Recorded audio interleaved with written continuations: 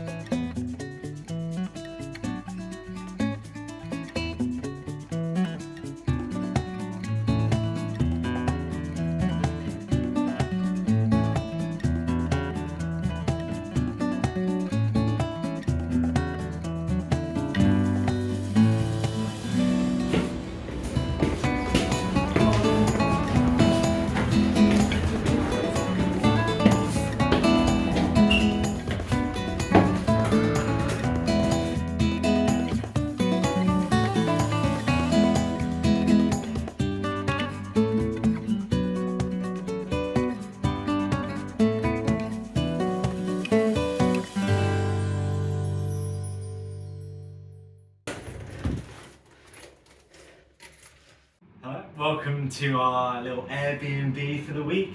So we're going to do a little tour. I think we paid £600 total, like Monday to Friday, which, you know, if you work it out, isn't so bad. It was the cheapest listing on Airbnb, but I don't think it's that bad. It is very small.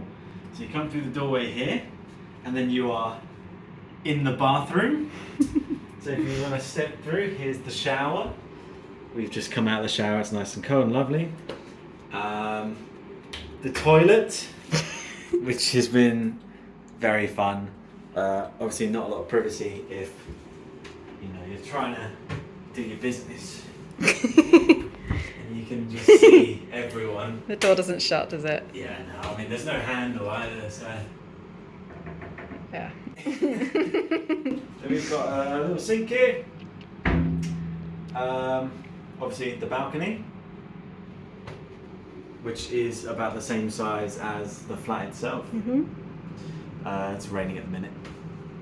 Little dining table here for some dinners, candles, it's nice.